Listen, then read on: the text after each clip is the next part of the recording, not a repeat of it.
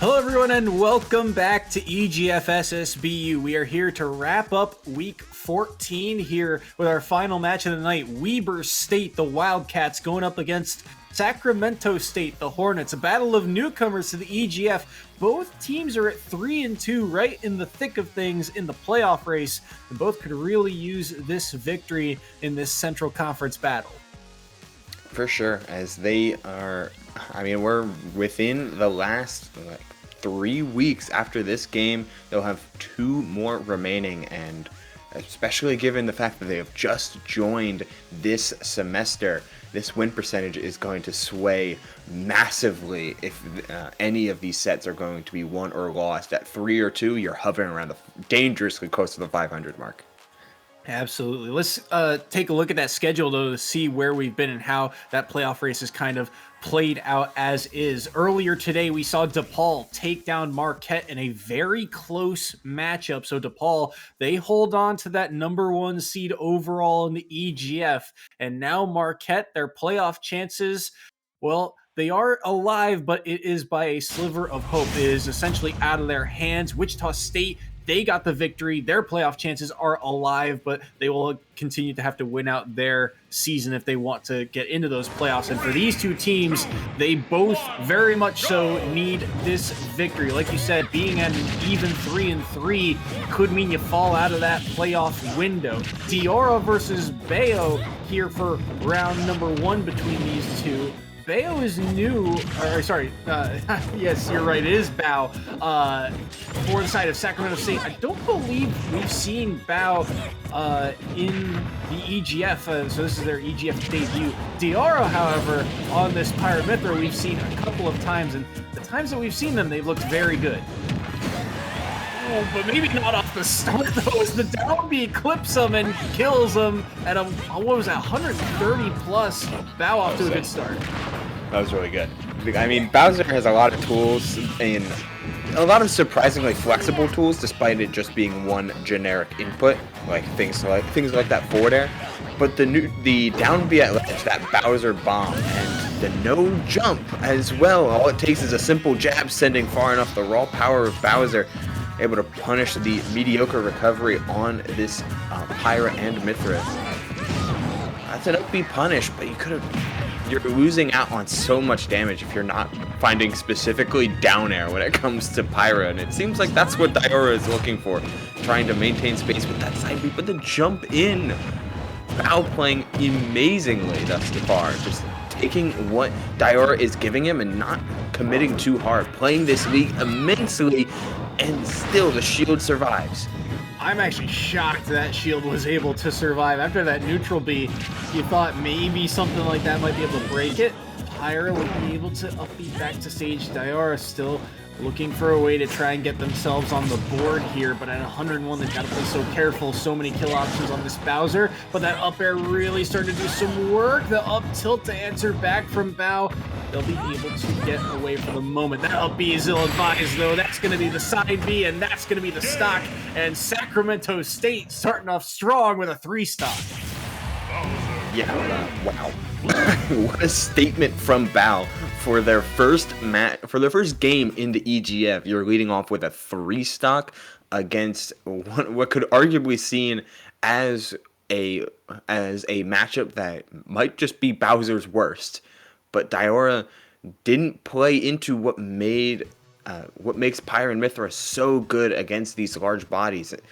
It seemed like as soon as these pair of stocks fell off of Mithra, they tunneled on, I need to close out this stock on Bao, and I am not going to switch off of Pyra until that happens, which surrendered a lot of the flexibility of the character. Yeah, just Bowser bomb things. That a very wide scoop. I love the play there too, because he recognizes that Diora is just below or just above the ledge, so that scoop will catch on the down B, and he'll be able to snap the ledge in time. As here you saw Diora just not enough of a recovery to grab the ledge. So Bao with a huge 3 stock right off the bat. And I was going to say, I mean, this is off the back of a Weber State team that we've seen the past couple of weeks has looked really, really strong. They got off to a bit of a slow start after dropping their first two games. Week one for them was a forfeit, and their second week they played against DePaul. But since then, they've kind of been on a tear as of late. So this is a bit of a sucker punch here from Sacramento State to start off the day.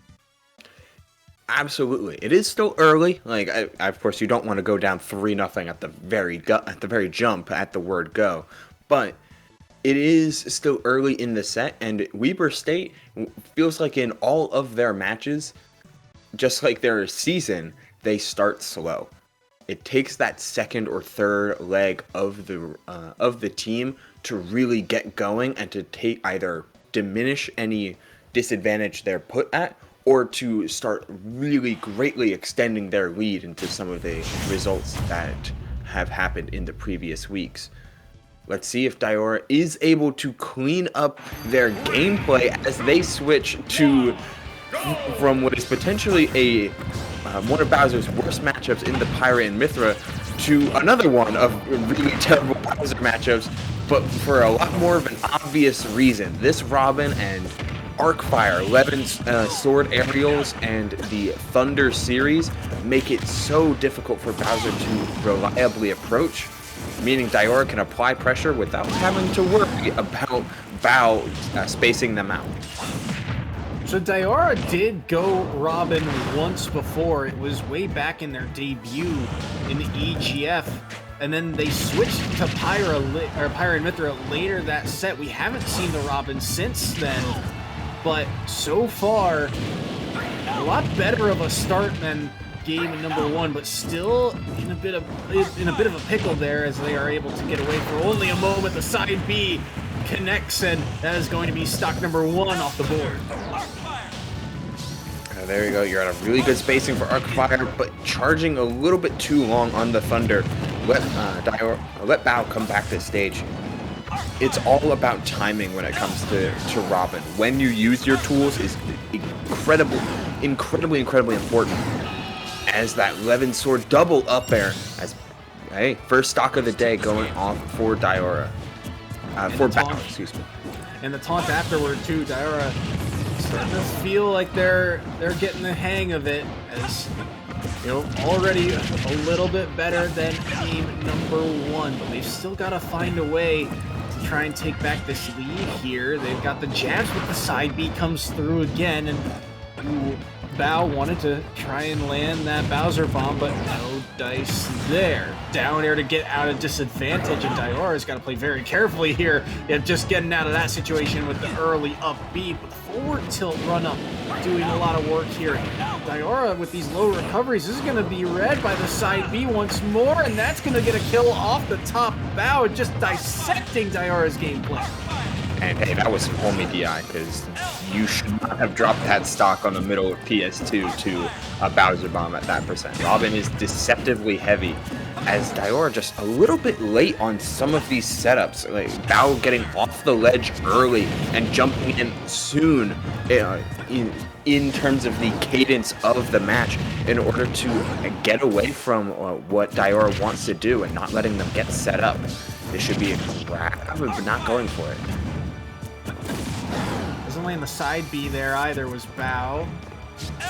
Carefully trying to find their way back into this one at 149. What will Bao find here? Just playing very passive.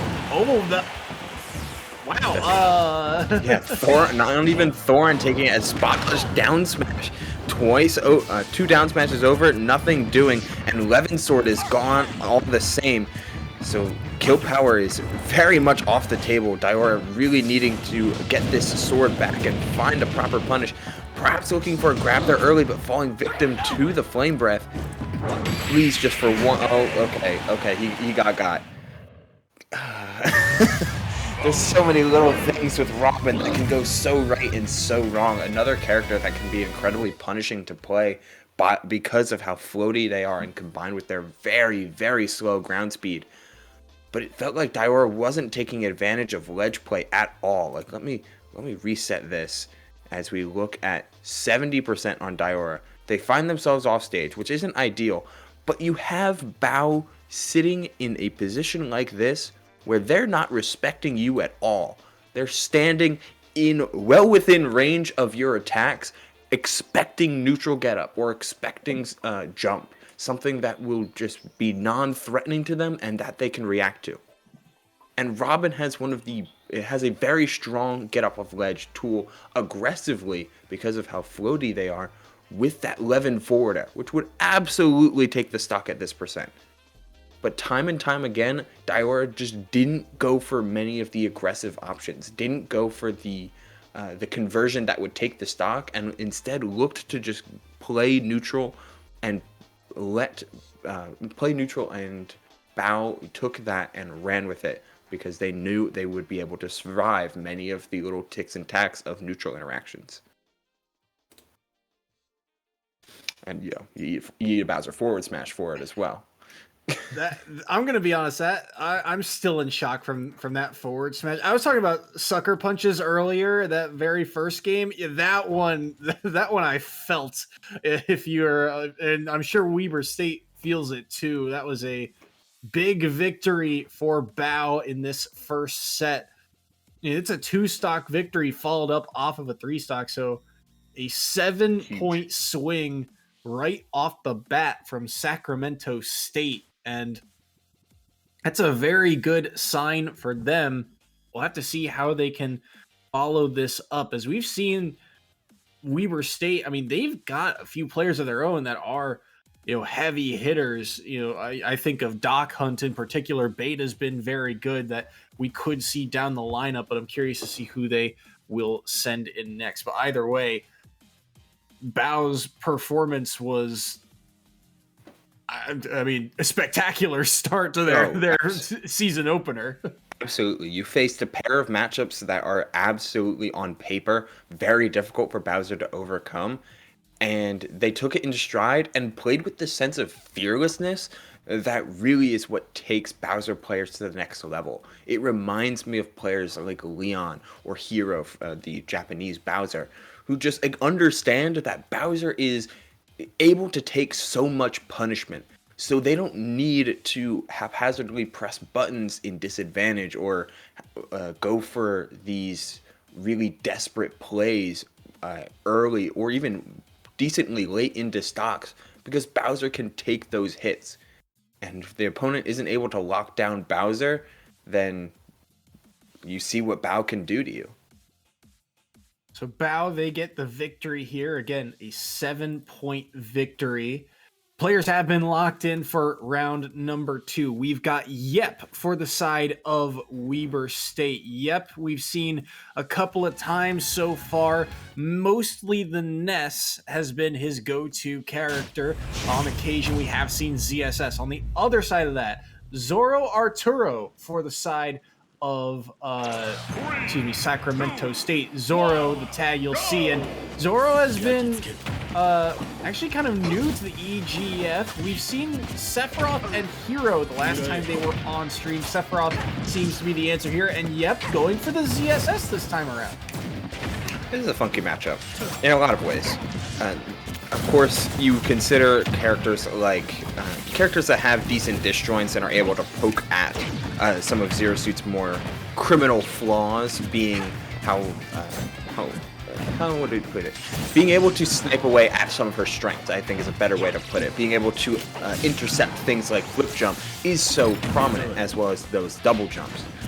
But Sephiroth is just as susceptible to much of Zero Suit's offense, so it's really going to be a back and forth kind of neutral that is played between two very light characters that don't like to get hit at all.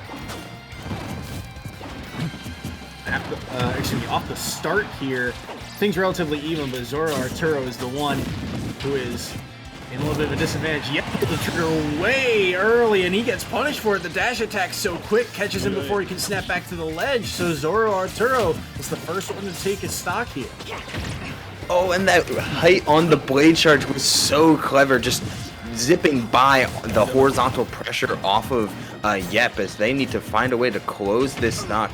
Wing is gone, but these down tilts from Zoro have been so well placed to snipe out landings and to reduce Sephiroth's hurtbox to next to nothing, making it hard for Yep to hit such a skinny hurtbox. Yep's got to play careful here at 89%. ZSS is on the lighter side of the cast, but getting some combos here on Zoro Arturo as there's the dash attack. Ooh, that's the spike of... Oh my goodness, what the follow-up from Zoro Arturo. The spike of the down air followed up by the strong hit of back air. And Yep misses the punish on that up B recovery too. And Zoro Arturo now with a big lead, but it's slowly being mitigated. Look at the combo game here from Yep, finding grabs, but can't get the second one. And with Wing in a leading type position like this, as long as Zoro doesn't fall into something like a down smash like that Yep certainly went for a couple times now. It's a ledge play, but the catch from Yep with the up B, going for that boost kick in order to snipe out the high recovery that Zoro did twice over, not for a third time, as Yep evens up this game with the potential to get something going here. Gotta watch out for the Shadow Flare. Love that up B. Like you said, catching it with the up B was so smart, recognizing, hey, he's going to be right here after he uses that playoff stage, but Yep right now has bigger issues at hand. He's at 102, and Zoro is at only 9% right now. Yep needs a combo, finds the nair, but he doesn't get the up smash follow-up. Trying to find an opening here, rolled in and got caught by the forward tilt. And Zoro Arturo just continuing to chip away at this stock. Jabs will land to get Yep up to 121. Those back airs so threatening, but the nair lands first from Yep. Can he get a follow-up here? Forward tilt, gets the chase, gets the grab. Zoro counters the neutral B, but nothing coming of it. That forward smash is risky, so is the grab, and they're both putting everything on black, it seems, but it keeps coming up red.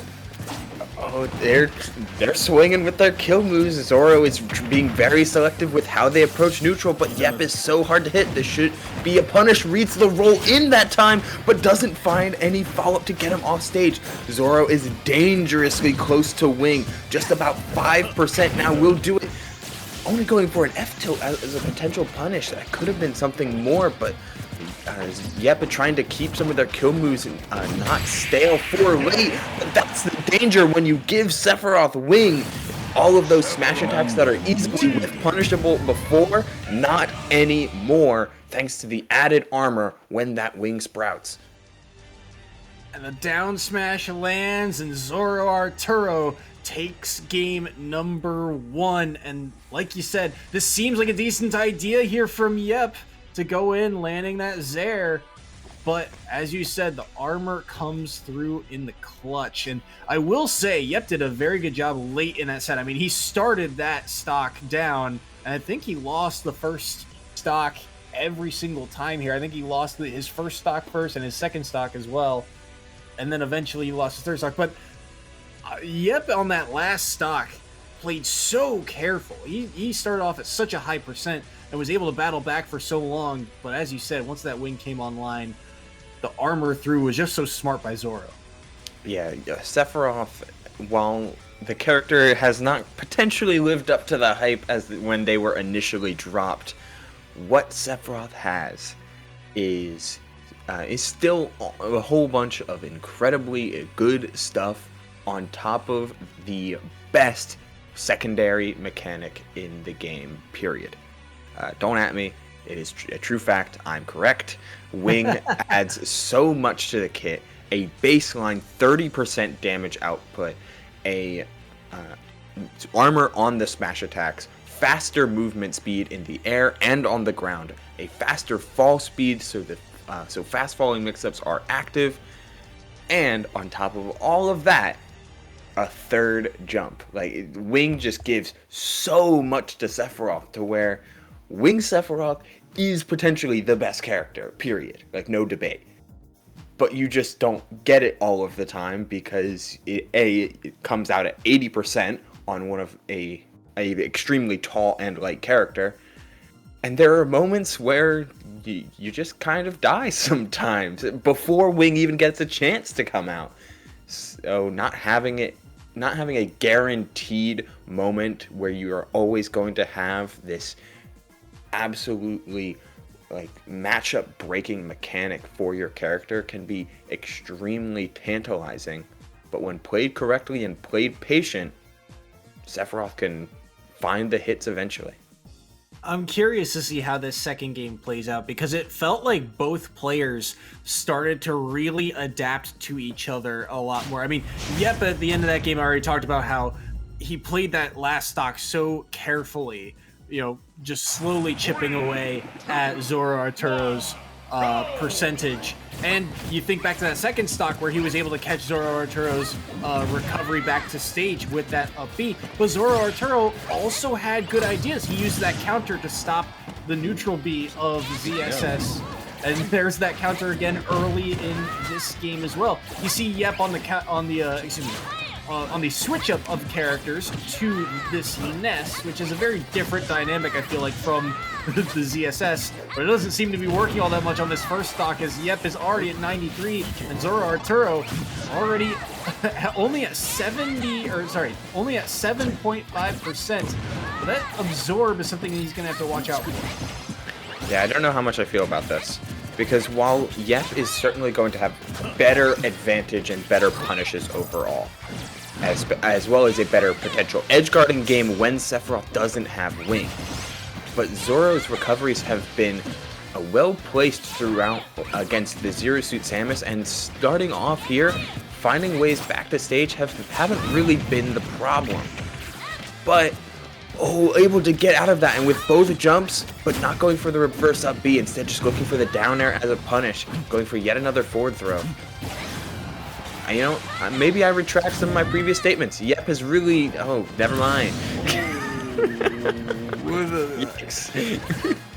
That's tragic for Yep, and you hate to see moments like that, because now Zoro Arturo, well, he's got the lead, and Yep, after battling back that stock, he's got to find a way to answer once again. I will say the one thing I've noticed about Zoro Arturo, as he does lose his stock to that back air, is that he's made surprisingly good use of Sephiroth's down air. We haven't really seen it a whole lot from, well, just about any of the Sephiroths in this league, but he's made it, you know, very good. He uses it along the ledge, which is, of course, a decent option, but also just as an aggressive landing, trying to call out jumps with it as well.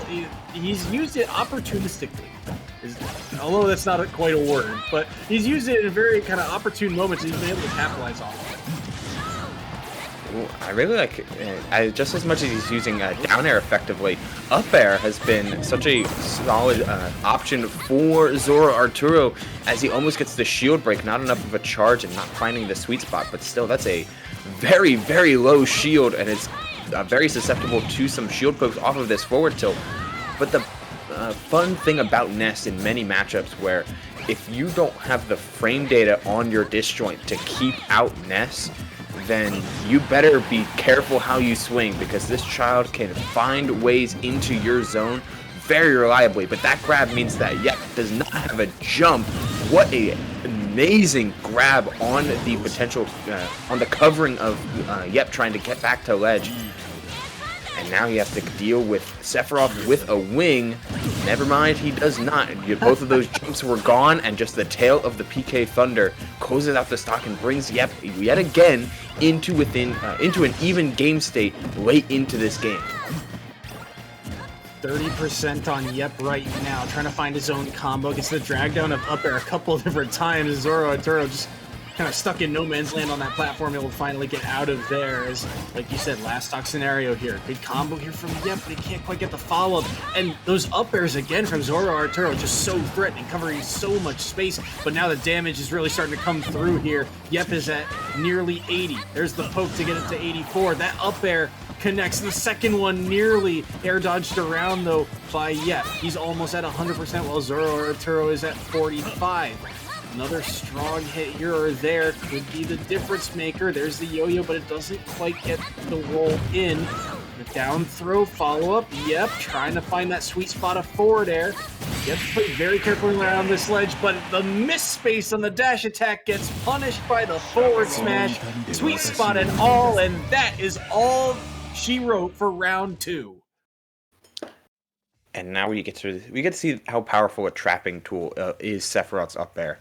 Because going for it a couple times and at a very solid range into just a dash back forward smash. But what I love about up air for Sephiroth and how Zoro R2 was using it was the mix-up of jump heights. Sorry, again, once again, pausing it. The short hop into... This is double short hop up air, but the first one was fast forward and the second one wasn't. And yep, looked for a punish on the second one after expecting the same kind of timings. Sephiroth, like if I'm just going to borrow the stage here, let's go back a couple frames. Sephiroth can choose to do up airs at basically this kind of stairway of height, whether he does short hop fast fall, normal short hop, full hop, or IDJ up air. And this is generally where Sephiroth is. And all 4 of these have different amounts of end lag, ranging from quite a bit to very little. So choosing your spot on up air and recognizing how high Sephiroth jump goes in order to find a punish is crucial in order to actually get past that massive range that Sephiroth boasts. Which is why there's, I do understand the switch to Ness. As soon as you get in, you're able to make more out of it than Zero Suit Samus. But you're also more at risk of having to contest that sword more often than a character like Zero Suit has much better time bypassing those aerials. Here's another look at that final stock. Just so well done by Zoro Arturo. And I mean, this set was very close, but it did feel like Zoro Arturo kind of had Yep's number in the clutch moments. Here's another look at the tragedy that struck here. It ends up hitting him on the left side of Ness, which pushes him off stage. When you're grounded like that, you can either go, left or right, depending on which angle that up B hits you at, and it ends up pushing Yep too far off the stage, and that's where Zoro Arturo, was able to grab the lead, and he never really let it go from that point. And suddenly we're sitting at a 10, not even a 10, a 11-point lead. Wow. Quick maths not on my side today, but it is a 11-0 into set number 3. Again, not impossible, and Weber State has been known to make a comeback now and again, but as we see the roster that they're showing up today, that one of the big anchors that have proven to not only find wins, but massive wins for Weber State in Doc Hunt isn't on the lineup today, with Parkour, Yo-Yo Guy, and Beta rounding out the team, starting with Sudden Jami and starting with Beta as they go up against Sudden Jami on the side of Sacramento.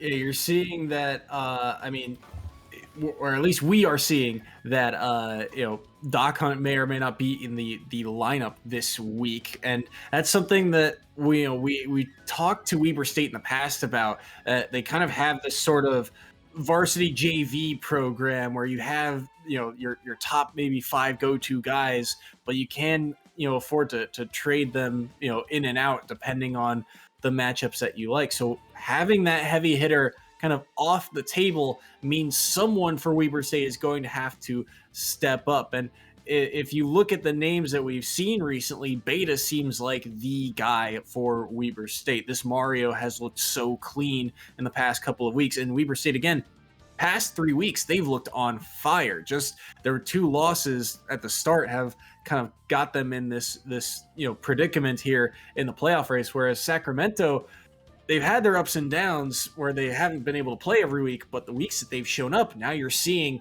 a lot of these players are showing up in big ways. You're seeing, Bao, first appearance, massive 3-stock right off the bat. Here you see Zoro Arturo, 0-1 coming into this week, and he just showed up in a big way against really one of the captains of this Weber State lineup. this Sacramento State team, it's starting to shape into one of those playoff contenders. Yeah, and none too soon as well. These Sacramento State putting together a strong roster in the early goings. But as we get into a very important rung for a leg of the race for Weber State, Beta is going to need to put together a massive showing. Even if it's just a 4-point victory, it keeps them well within striking distance as we get into the later rounds. But yet, Beta seems to be looking for a little bit more than that with this lead, trying to take advantage of Violet's innate weakness and get in and blow up the rather slow character. Don't let the distance demon keep at a comfortable distance. Right now, Beta doing a very good job of that. Sudden Johnny, I believe we saw her last week make her first appearance. This Violet, we'll have to see how she does here. Can't quite get the follow-up off of that platform. Doing a very good job of getting out of disadvantage right now is Beta. Whenever they are, in a bit of a predicament, they always seem to find the right answer to get out. That's a good shield though, and they were about to pull the trigger on a very deadly forward smash, but Sudden Johnny getting out of dodge there. Beta just not committing to a whole lot of grabs in this case. Wants to condition Johnny to do something out of shield. Oh, great parry on the up close arrow. I didn't think Johnny would let it go, but they fall victim to the up smash on their overcommitted dash attack. There's a grab and a forward smash after. Oh, with the edge guard too. That's no joke on Beta, and they're going to fall very after a strong opening stock on their part. Sudden Jami, she evens it up really quickly and is looking to make it so much more with that up B combo. Sudden Jami seems to have found another gear here. A quick 57 plus that edge guard that looked so clean, and all of a sudden Beta's up to 80%, while Sudden Jami has only been hit for 8. Right now trying to buy some time around this offstage interaction. The up smash lands, but not gonna force Sudden Jami away for all that long. There's the up B back. I like the idea to mix up that recovery there, the jump back and then forward air. Beta slowly trying to work their way back into this. Got Violet up to 60, and now the up air chains. Went for the nair. Thought they were going to pull the trigger on something more like an up B, but still taking the damage and taking the stage positioning. The grab whiffs. Big back air though. Make it 2, and all of a sudden, a tough spot for Sudden Johnny to get out of. They will be able to get back to stage, but now both at roughly the same percent, and it's kill percentage. Who's going to land the stronger hit first? Beta continuing to press around these corners. I like the idea to go for the down air, and it gets the roll there, read by the up smash, and Beta's back in the lead. But only for a moment. Wow, what again, both of these players finding call and response answers to whenever one is able to pull a lead or a stock, as the run-up grab potentially gets Sudden Jami some damage, and it does so. Both of these players super willing to throw out a ton of forward smashes, but what I love about Sudden Jami's offense is how willing they are just to grab you and either get a down throw combo or just for positioning. It has been extremely good, and that roll was scouted. Take a step forward, force the roll onto stage, and that down smash leaves no survivors.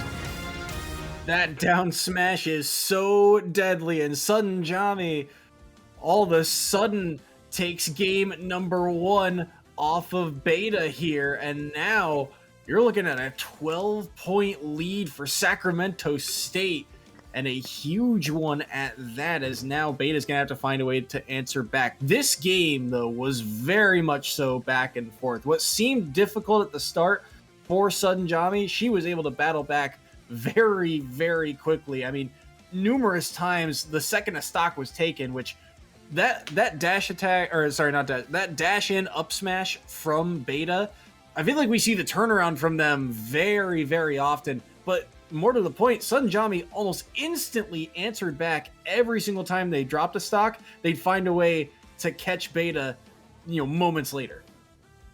Yeah, the answers both these two had for each other were so good because as soon as we had some incredible shield pressure poking and batting away with Mario's incredibly strong frame data, Sudden Jami not wanting to pull the trigger on a Nair out of shield, but as soon as that stock dropped, a mistech on a platform and immediate answer.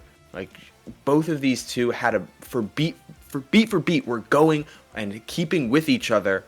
And all it took was Sudden Jami capitalizing on one of those early leads they got in this stock with a stock dropping off Beta instead of just damage. Because Mario, while Mario has a pretty solid neutral, the range on Byleth can make it very hard for Mario to keep up with neutral wins, even if they do amass a lot of damage every time they get in. Sudden Jami not giving the chance for Beta to get in because the game's already over. I will say the other thing that sticks out to me about Sudden Jami is their play style. It feels like the spacing on their character, the way they're playing Byleth, it feels like almost every forward air or back air or forward smash they're throwing out is at that perfect sweet spot distance. It is right at the tipper, and it's just so threatening, and it's so clean too. Especially you saw they were able to take a stock with tipper forward air, and that's not a move we see take stocks all that often in that type of scenario. That being said, they're gonna switch up their character here. The Marth coming through on this battlefield pick for game number 2. I don't hate it, right? You're going to Battlefield, a stage where characters like with more traditional sword movements and buttons like Marth, Lucina, Roy, Chrom, they're naturally a little bit stronger on a stage like this. Byleth certainly does fine, but you're at home here for Marth, and it's just a matter of can this Marth keep up the same type of spacing and keep up the same kind of explosiveness that Byleth had. That's a little bit of a taller order because Marth's sweet spots are not as generous. Yeah, you saw that forward smash land, and Beta able to take the first stock off of the board here. 90% right now on Beta. Make that 100. Make that a tipper dash attack and eliminate that stock from the board. Again, Sudden Jami so quick to answer. While the tippers may not be as easy to find, Marth certainly has a lot more setups into them. These sour spots, while they're not always what you want, they can be exactly what you need if you are attuned to, if you know what to look for afterward. And Sudden Jami is making this deficit back slowly but surely. The Dolphin Slash, but the climb with the Fireball prevents any further advantage. Oh, again! That reach! Hello? Finds the forward smash. Oh, I like the idea of that edge guard too, going for the neutral B instead, but not going to find its mark. Won't pull the trigger. That is a hard call out, but tipper forward tilt. Beta's off stage. Will be able to get back, but only for a moment. That forward smash won't do it quite yet. The edge guard attempt won't come through, and Beta has a second chance at life here. They're going to try and make the most of it, but only a quick 30 has been dealt. They find another grab though. Up air strings incoming. Forward air as well. 76 right now on Sudden Jami. Can they find a way to answer? Or will Beta get the first points for Weber State on the board? But the sword dance, the final slash, will do it. Beta's on their last stock. Yeah, letting all 4 hits of that dancing blade go off, like Beta expecting them to drop it since it was whiffing otherwise. Well, just a poke with the F tilt, Beta grab people challenge. Impossible, it seems like, just not wanting to commit to getting into Sudden Jami's face with how ready they have been willing to pull the trigger on Dolphin Slash. Instead, it's been all back airs and forward smashes when it comes to corner pressure. Sudden Jami being very careful and knowing what to look for. Sudden Jami trying to play so carefully here at 115%. Not opting to go the full way, but the shield break! This could be the stock if this is a tipper. Oh, no, it doesn't get the tipper. didn't confirm the didn't get the spacing. tech. That's it. Beta falls, and just like that, Sudden Jami takes the set. I live to fight again. Wow, what a scramble into a missed tech to close out the set, as that is that's a 4-point victory again in the favor of Sacramento State. Even with the jump, couldn't make it back. I wonder if they did it, if they did the double jump up B a little bit earlier. There was a small beat, as this tipper forward smash needs to be a little bit further back. Not quite. Should have been, but not quite. And then I like the both had the right idea kind of for, Sudden Jami, the runoff counter. Uh-huh. And then I think this gets, I think Beta wanted to throw out a cape maybe from dropping from ledge right after this, but then the up B just not tall enough. Yeah, do you see that little delay? Like, they double jump and they get to what is almost the apex of their jump and drop a little bit before going for the up B, and are just a little bit off. Excuse me. Just a little bit off from this. Like a hair. No magnet hands there to save them. I wonder if they pulled the trigger on the up B just a hair sooner, if they would have made it out, but the power of fear when it comes to Smash Ultimate and fighting games in general, just close enough was Sudden Jami to threaten further potential edge guards, and Beta wanted to play around that first and foremost. Beta falls there, and I mean, this game was so close, and with that victory from Sudden Jami, this is a Sacramento State victory, and Weber State to be blanked after the way they played the past 3 weeks. That is a big shock, but I mean, well deserved here. Sudden Jami, that tipper dash attack too, that's something that we don't really, I think, see a lot of. That dash attack can kind of be hit or miss. So for that tipper to kill, I mean, it shows off, what this character can really do. And I also got to mention, I think Sudden Jami might be the first Marth in the EGF that we've seen, or just in general, and certainly showing how dangerous this character can be. Is this really completely out of reach? What is it now? Because it's a one-stock victory.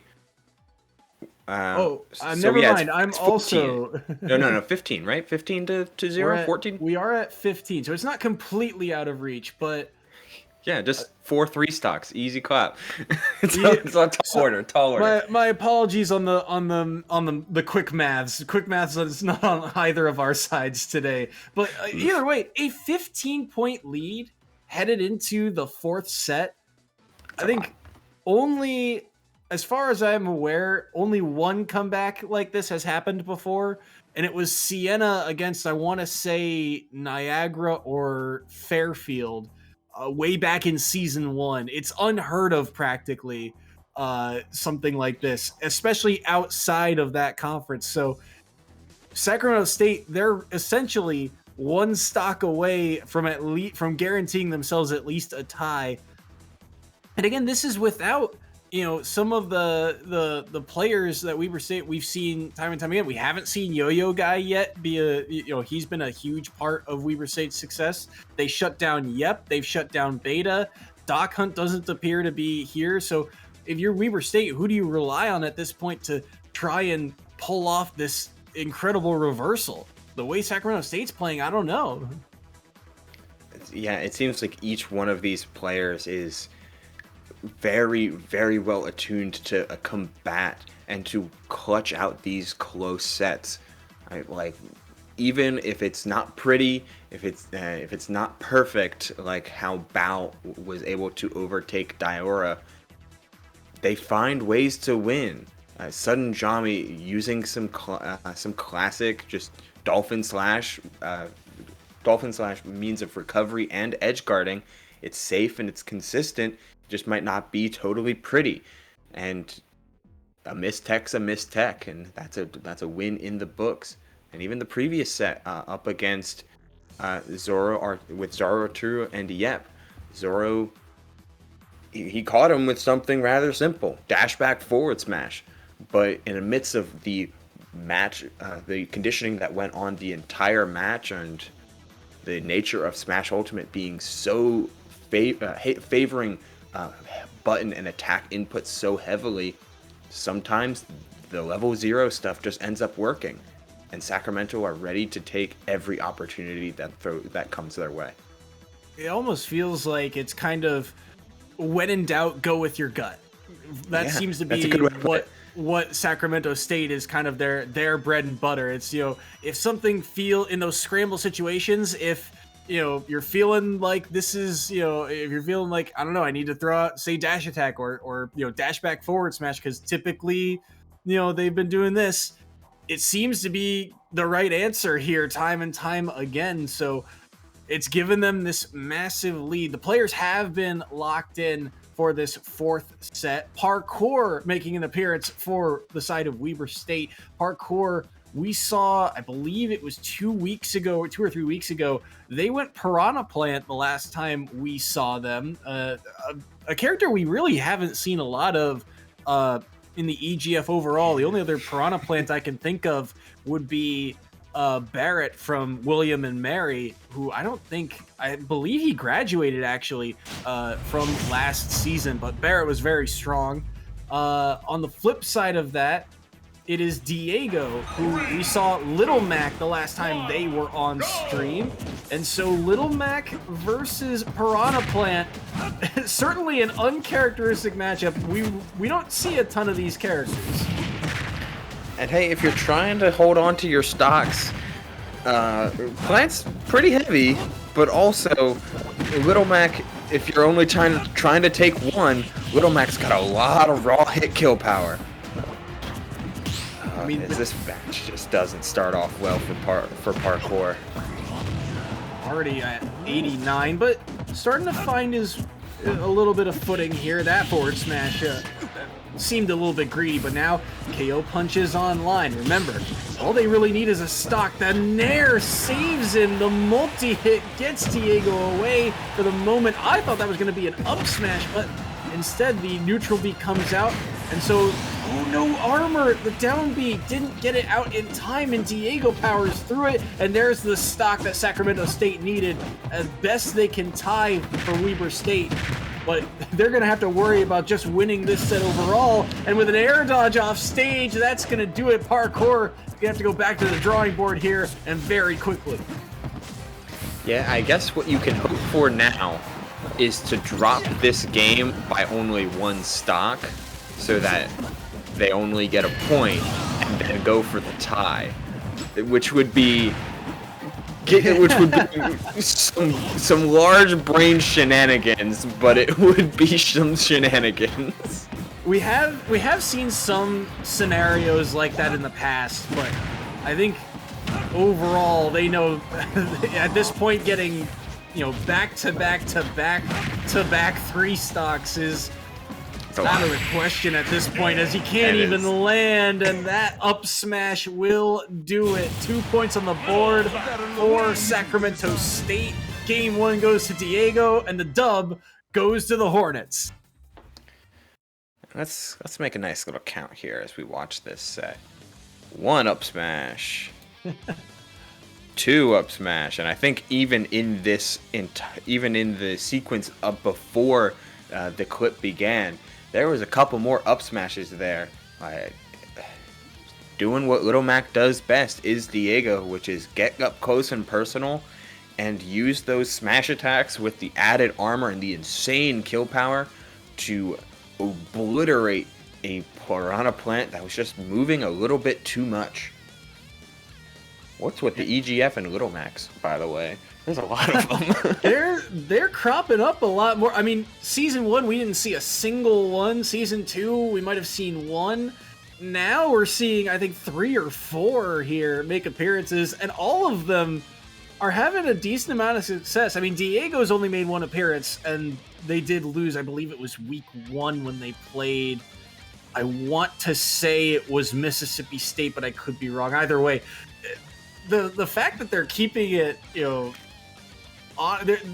it's almost like they're keeping players honest. Like they have these kind of checks where it's, you have these matches that are kind of odd character matchups, and the Little Macs just say, hey, you have to play our game now. We have KO Punch on our side. We have armor on our side.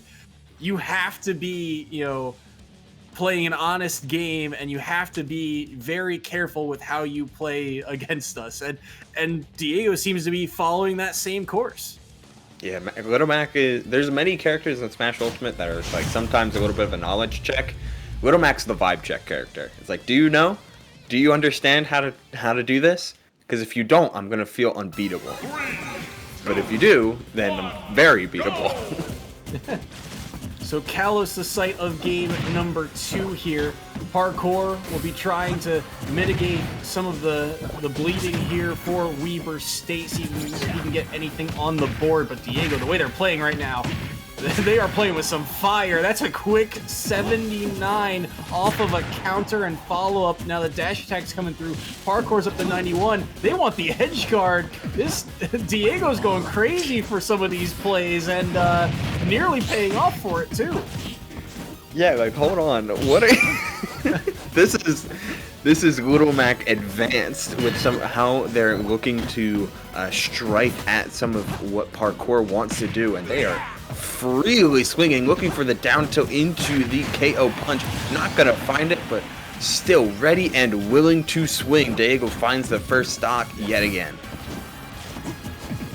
So the first time Diego was on stream, they actually played against Montana, and they lost to they lost to Radoku from Montana, which I believe is the Sonic player. Oh my, yeah. Why are you going for that? It's surprisingly quick. Like Little Mac's aerials aren't terrible from a frame data standpoint. With one of the few frame 2 neutral airs in the game belonging to Little Mac, but also they're just not all that effective, especially against Plant, who has a decent recovery. But at this point, Diego's doing it out of sense of dominance. Like he can go around, he's running around this stage and doing whatever he wants because he knows it will work, and he knows that Parkour might fall into it, or at the very least, not punish it. By the way, that second stock with the up B, that was such a good read. Realizing, hey, he's going to, have to roll in here. I also like the use of that KO punch to try and recover, because he knows he's probably not going to need it too. Everything is landing. It's all coming up green, and the up B will seal the deal. Diego with a 3 stock and a dominant set 4 victory. The Green Hornets seeing through seeing their way to victory, to say the least. Parkour, worthy attempt, but just didn't seem like they were ready for Little Mac. It didn't seem like they were ready for Diego, and the results show it. I mean, it's like we said, Parkour could just, he never found his footing in this set. Diego, from go, just said, I am going to run in, I'm going to find forward smashes and forward tilts, and there is nothing you can do about it. And Parkour, there were just no answers. You saw in game number 1 how Parkour had some stuff going. He could, contest from a distance. You saw even he tried to use the down B armor to contest from a distance. But Diego was just so fast. Parkour had no time to get anything of his own set up. And even here on Kalos, Diego just continued to run in and say, I'm not going to give you the space you want. Not enough space, not enough frame data. It just Diego all over them and had a sense of defensive options. And one of the best things you can do in any levels of play is figure out how players react to getting hit. And 9 times out of 10, upon getting hit or grabbed, Parkour was holding that shield button for an air dodge or to hold on to block, or even if they're rolling or spot dodging back and forth. You understand that they're not trying to attack, which means you can push advantage for free. because there's just nothing they're trying to do to stop you. Man, just a rough set and an entire rough series for Weber State after a couple of very good games. Like the games with Yep and oh my god, names.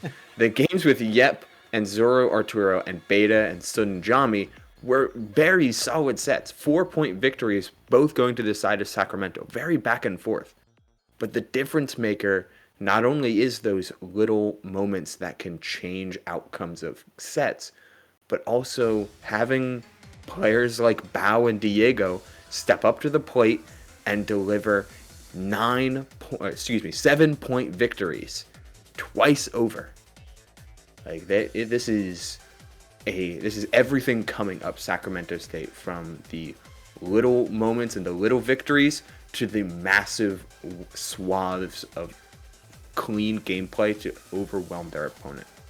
And it's incredible too, because you look at the numbers coming into this set. Sacramento State and Weber State both 3-2. They both have the same round differential tiebreaker at +3, and their point differential, even though it's a little bit of a disparity, it's actually not too far off. And Weber State was in the positive. They had a +26 points to Sacramento State, -22. So you thought, okay, maybe Weber State's coming in as the favorite, especially with how they've been playing as of late. But Sacramento State just, I mean, whatever is in the water in California right now, give me some, because if this is how they're going to play Smash throughout the season, watch out. This team is dangerous. They are on fire right now.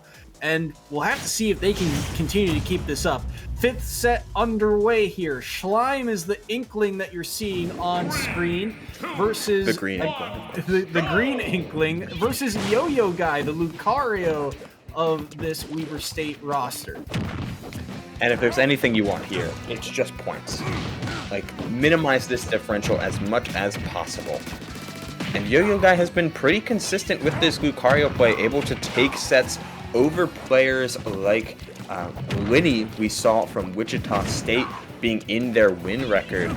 So no slouch with this Lucario, but it's a different character when you're coming up against Inkling compared to characters like Mega Man, where Mega Man can allow you to set up sometimes. Inkling puts on a lot of damage real quick.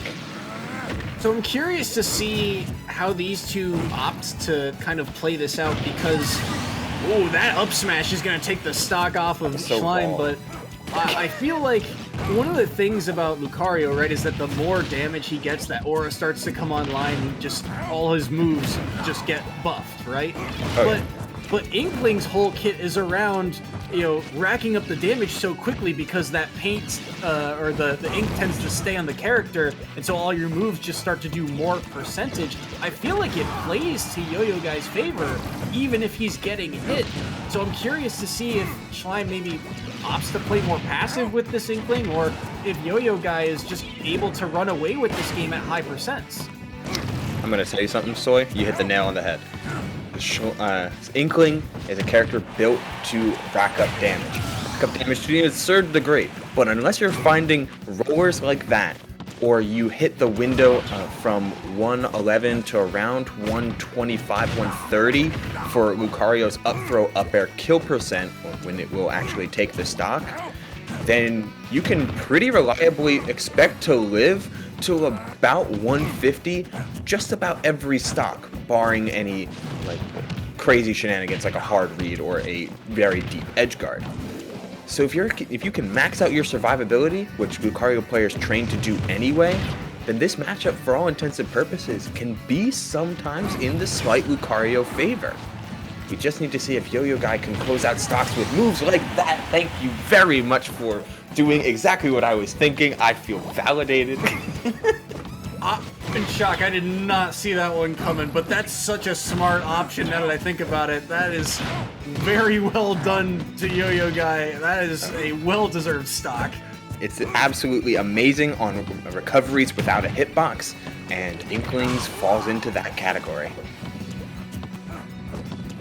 So Yo-Yo Guy now at 100%, and this is that danger territory. Aura starting to come online, Rage starting to come online, and Schleim, he is at 80%. He can die very quickly. That up B seemed very risky, but he's able to fade back to that ledge just in time.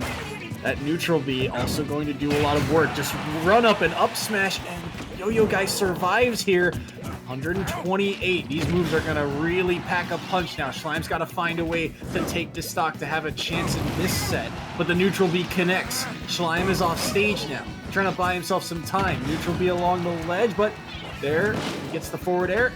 That is an awkward interaction. The counter kind of bouncing off there, but dash attack will send Yo-Yo Guy away. And it just feels like it's trade for trade, but this is slowly going in Yo-Yo Guy's favor until he gets grounded. The follow-up into the up smash, and the stock is off the board. But what can Schleim do at 129?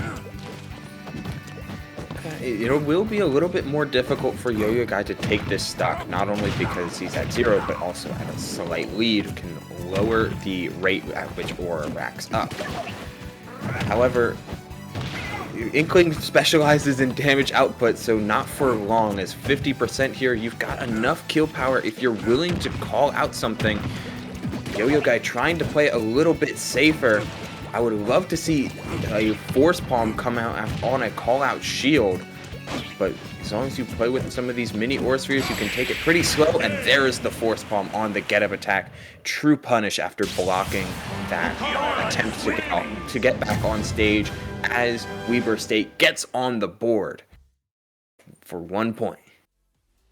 Much needed point as a little bit of momentum back into their favor here. They stop some of that bleeding, but still, this game, what seemed very dangerous for Schleim was able to battle back and make this one awfully close. I mean, Yo-Yo Guy's at 72 by the time he finds that last kill. If he gets grounded one more time, there's enough rage on Schleim to possibly find that stock somewhere, but still, a hard-fought battle for both of these two. This was a huge up smash from Yo-Yo Guy to take that first stock, though. Yeah, it cemented a very strong leading position, because while there was drop stocks from the roller twice over, getting a lead and maintaining it in a setup like this where both characters love to snowball is incredibly important. With Lucario, you can have a ton of aura, and you can start using large aura sphere from both a charge and a projectile perspective, of which Schleim did not seem ready to consistently deal with the charge or the projectile, as we see the nice aura sphere into back air, off stage, edge guard, true combo, by the way. On the flip side, though, once Schleim was able to get it to low percentage situations, and especially on even stock, the Inkling stuff was there. 0 to 72 like it was nothing. Like, the extensions, the combo game was on point, and finding ways to rack up ink were always there on Yo-Yo Guy, or were always there on Schleim to put on to Yo-Yo Guy. But at the end of the day, Lucario thrives off of that more than he's hurt by it if played correctly. So I'm curious to see, as we get ready for game number 2, if there will be a character change. We did see Schleim has in the past gone with Villager as well. He's 0-2 so far this season in his 2 appearances, but we've seen Villager in the past as well. And if the Inkling is kind of playing to Lucario's style of that, hey, I'm going to rack up damage on you, and that's exactly what Lucario thrives off of, maybe the Villager might work a little bit better in his favor, might be able to keep a little bit more distance, still be able to get a little bit more damage on board. And that is the case here. The Villager making an appearance here as game number 2, Final Destination, is the site. This is another interesting setup, because while we won't see as much of the scrappy kind of play that can innately lead to some advantageous percentages for Lucario, what you lose in getting aura, a lot of aura very quickly, you gain in the utility of double team. Lucario's counter having frame 4 invulnerability, as well as homing in on the target, makes a lot of these forward airs, Lloyd rockets, trees even, they are active hitboxes that Yo-Yo Guy can use to instantly get into Schleim's face with a hitbox of his own. Yo-Yo Guy had a little bit of a deficit off the start here, but right now trying to find a way through all these projectiles. As you mentioned, that neutral B, also something that Yo-Yo Guy is going to have to worry about, especially with how often Lucario uses their own neutral B. Oh, there's the counter, though. That's going to get jabbed, and just a small punish there from Schleim, but it evens up the percent. Missing the B reverse, it seemed like twice over now with some of these Force Palm Flames, which almost got them killed thanks to the bowling ball at ledge. But now you're sitting on FD, the tree is there. Maybe not for much longer. Down air? No, didn't pull the trigger. Yo-Yo Guy playing very passive into this villager, not wanting to throw out too many hitboxes and not wanting to throw out this Aura Sphere too much. Being careful of pocket, but once you see the forward air from ledge, at this Aura, it's going to power right through that projectile. Ooh, but not through the bowling ball. Yeah, the quick bowling ball answer, and that's something that Yo-Yo Guy is going to have to find a way to deal with, because Lucario's recovery, as good as it is very readable, and if he finds himself below the stage, that bowling ball is going to be a menace. So I have to see how he adapts as this game goes on. But right now, he's the one kind of poking away at this stock. Couple of forward airs we saw earlier strung together to get now Schleim up to 52% and poking away at those balloons on Schleim's recovery. Yo-Yo Guy is still just continuing to work away. He's in the face of Schleim a lot here. There's just really no distance for Schleim to work with. Yeah, it's interesting how Yo-Yo Guy is just not backing off to any of the present zoning that can happen. Calling out the side B, and the forward smash gets out in time before Lloyd Rocket is active. What an absolute call out from Yo-Yo Guy, as Schleim was doing an amazing job of calling out so many full hops to come out from Yo-Yo Guy, trying to punish Yo-Yo Guy from taking to the air too often. That time he stuck to the ground and he got fully rewarded off of it. You couldn't see it, but I leaned back in my chair and went bug-eyed. I was shocked that read landed, but either way, I shouldn't be. Yo-Yo Guy is on point right now. He's at 110%, make that 120. I'll take care of that Lloyd Rocket. Schleim is at 77, and oh my goodness, is that how it ends? No, not quite yet. The mind games between the two of them. Going for the edge guard as well. They'll both make it back to stage, both with incredible recoveries. And now playing very dangerously at these high percents. There it is. Yeah. At these, when Lucario gets a lead, especially on Villager, it can be so tough for Villager to close out a stock reliably, especially without if they are unable to find a strong sense of combos or ledge trapping. And Double Team is just such a threat. That counter, being able to stop, like even if he countered the Lloyd Rocket, Schleim was still gone, because the counter would home in on Schleim's positioning because they were within the range of it and explode. Like this is how Lucario can play into a lot of different matchups, even as high up a tier as Inkling or as middle of the road as Villager can be. Lucario does have a lot of flexibility when it comes to neutral and options. They can just get out tempoed and honestly blown up for with the excess hitboxes that come and disjoints that come with those super high tiers. But when played right and played mobile, Yo-Yo Guy showing off just what the character can do in a lot of different facets. And Yo-Yo Guy, I mean, he's one of the players that now we've seen just about every week for Weber State, and he's been very good. Like you said, we saw him beat Lenny, who was, we saw on that Wichita State roster. He is kind of the go-to guy for that team. He's now 4-1 on the season and kind of emerging as one of the players to watch for on this Weber State roster. And Schleim, although he had his moments, Yo-Yo Guy was able to take advantage. This call-out, though, I mean, just in time. The Lloyd Rocket is spawning where he is standing. The fact that it doesn't hit him in time is incredible. I couldn't tell you, because Lloyd Rocket usually blocks projectiles and things, as soon as you can see it, it becomes an active hurt box. But hitbox only starts once it moves forward, and you saw that little Jimmy as the engine started to get going, like revving up an old lawnmower, and it got there, it got the hit in, just a little too late. So with that victory, Weber State, they get 5 points on the board, but they do fall here to Sacramento State, who, let's be honest, they looked like they were on fire today. That was a massive, massive victory for them. 22 points for them. That's a 17-point victory. That nearly mitigates their negative point differential that they had coming into this week. If this is how they're going to play, I mean, they're now 4-2. Their playoff chances with only 2 weeks remaining look very good. And in fact, if I'm looking at the schedule, they get Wichita State next week, who we saw get the victory against Montana just not so long ago. And then they get a rematch against Weber State for their final week of the regular season. So possibly a little bit of scouting done for both teams here, but there's a lot more to be learned from here for the side of Weber State, because Sacramento State feels like the game plan just worked.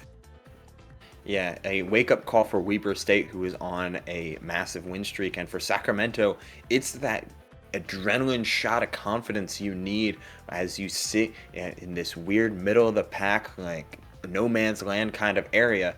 It turns from a potential 3-3 record that Weber State is facing to where 4-2 feels a whole lot better heading into with only 2 more games remaining. It feels good to be in Sacramento, as we'll be getting an interview from their player Zoro Arturo coming up real soon. So don't go anywhere. We'll be right back.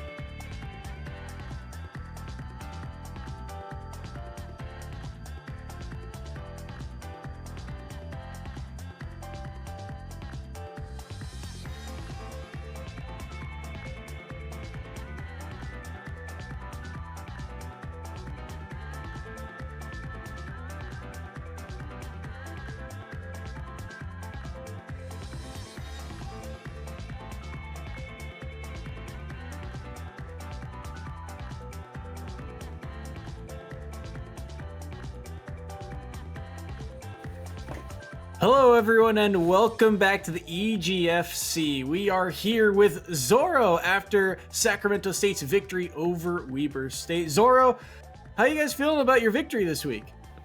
I think it was we played really well. I think we made sure not to make a lot of punishing, a lot of moves that could have punished us. We were very careful about how we were playing, and I think all around we did pretty good this week.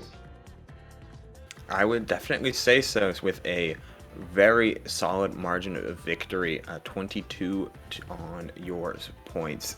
Zoro plus dogs. Thank you, production. The main question I feel like I have to ask is, since you are on a very tight margin for error heading into the final rung of the season, how are you feeling about your team's performance heading into the playoffs? Do you feel like you finally have seen something click for you guys?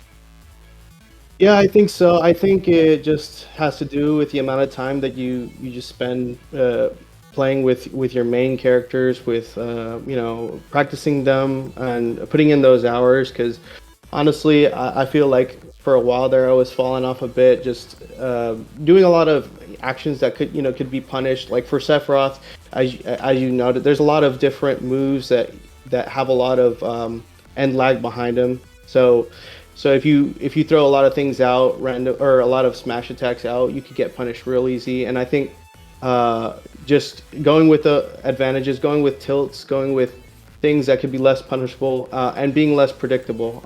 Another problem I used to have is just get ups off ledge. Make sure to mix them up. Make sure you're unpredictable. Yeah, no, sorry, absolutely.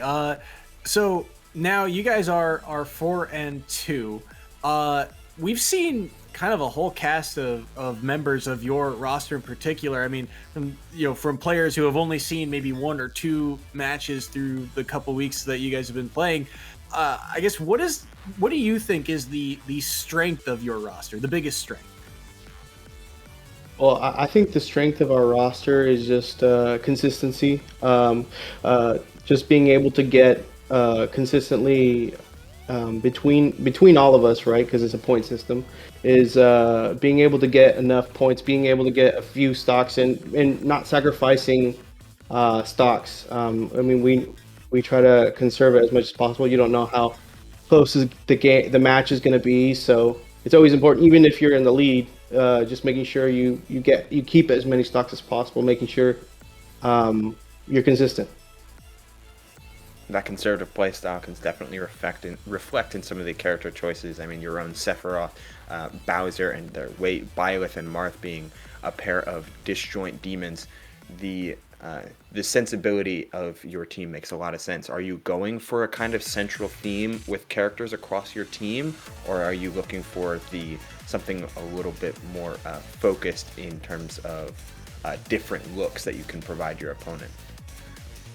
So I wouldn't say that we go for a certain theme, but I mean we do seem to have a lot of like anime style characters going so far with with Zoro. I mean that's a tribute to an anime so itself. I mean we got a Shiba here, so we got to represent. Yeah, we also have a player who has Sora. If only they had more anime characters in Smash. I'm sure we would follow that theme, yeah. All right, so next week you guys get Wichita State, who we saw right before you guys played. What does the preparation for that match look like? Well, preparation for that match most likely means looking at any Twitch videos that Wichita State has had, or what characters they have. Trying to match characters that have an advantage as opposed to disadvantage. Maybe a character that predominantly stays in the air will work well for Sephiroth. I mean, as far as Ness, if I could keep Ness in the air, I'm happy. If we have a little Mac, if we have someone who isn't as quick, maybe somebody a little bit slower, you could take advantage of that. So yeah, just making sure the matchup matchup works. I mean, you can't really predict; it's a double blind, but just watching video, seeing how they play, and then react to it on game day. Come in prepared and play to what you see. I mean, it's a foolproof strategy when you can just be prepared for just about anything. Of course, I do have to ask, what are the names of the dogs, Guy? Come on. Well, it's funny because I was gonna make a joke. I was gonna be like, "This is Zoro, and I'm Arturo," and he was playing the game, not me. Ah. No, but no, He's well trained. there's actually two Shibas, or three Shibas, sorry. The one I have right here is Suki, and the one at the very far left on the red bed is Koda, and Sasha's way over there in the back. She's a black Shiba. Ah, yeah. Oh, she is. Oh my You god. said their name and perked her head up. I was like, oh, wait. Yeah, yeah. They're good dogs. They're my cheerleaders when I'm playing these Smash Bros matches. It's good to have the whole squad supporting you.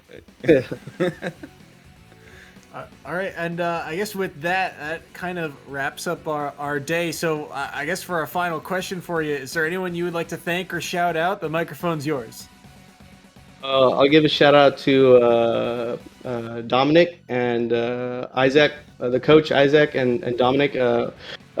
They made sure that they keep me on check because like I would have bad habits going into matches, throwing too many smash attacks, getting punished, and they know exactly what needs to be done, and I just like I take advice from them. So when I can, you just got to make sure you correct your errors, and I think they help me do that.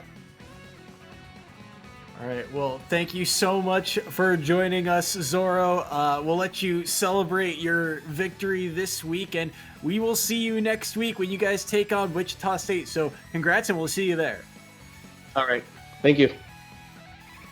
Thank you. And with that, I mean, that is the last match of the night. Again, our final here, Sacramento State 22. They beat Weber State with only 5, and it was a crazy, crazy day across the board. Couple of big matches, couple close matches, and then some big blowouts towards the end as this playoff race continues. And what a day it's been. Yeah, it's been, it feels like it's been wild across the board, very swingy, but still feels like everybody's getting into playoff caliber. Sacramento State really making a statement here today. Marquette pulling off a very close win earlier, and then Wichita State also coming out victorious as all three teams are looking to scrap their way into the playoffs. But you also can't sleep on some of the losers today, especially Weber State can go back to the drawing board with some of their losses today, but 2 of those sets were only 4-point victories, the minimum margin of the minimum amount you can get. So there's a lot to look back on and see that you did right, and a lot to look back on that you can kind of go back to the drawing board for. And certainly some notes to be taken from this set in particular, too, knowing that just in 2 weeks to wrap up the regular season, these two will be going against each other again. And again, because these two teams are new to the EGF, that's a potential win and you're in, lose and you're out playoff matchup. But that'll all be dependent on the upcoming results for the rest of the week. But that is it for us here at EGF SSBU for week 14. It's been a wild day and a wild ride, and the push for the playoffs continues on. And I mean, we can't wait to see how it all plays out. So be sure to keep up with all of that on EGF SSBU. Follow us here, follow official EGF and official EGF2 for all that action to keep up to date with whatever school you are following. Thank you to House of 3000 and company for helping put on this production. And I mean, UBL, it's been a blast. This has been just a wild ride. I can't wait to see how it plays out. Yeah, the road to the postseason ends in 2 weeks before the real tournament lives on the line events actually begin, and and you won't want to miss a single moment of it on all 3 of the streams that you mentioned: official EGF, SSBU, and EGF SSBU 2, or is it official EGF 2? Official EGF 2. Official EGF 2. Oh my god. Stream names, and there's a whole lot, all of them, which if you're not looking to remember those like me, then you should follow all of them and be sure to get ready for all of the Smash action coming your way. And be sure to check out upcoming, the MAC tournament is coming up. That is the last chance qualifier for a lot of those MAC conference teams. That includes teams like Iona, like Ryder, like Canisius, like Niagara, so on and so forth. It'll also include some of the upper conference teams that have locked in a spot, like Quinnipiac, Siena, and so on and so forth. Maris is another big contender. That is upcoming. It starts Thursday on, I believe, the MAC Esports channel, and it runs all the way through the weekend, along with other games that the EGF runs, such as Overwatch, Rocket League, CSGO, so on and so forth.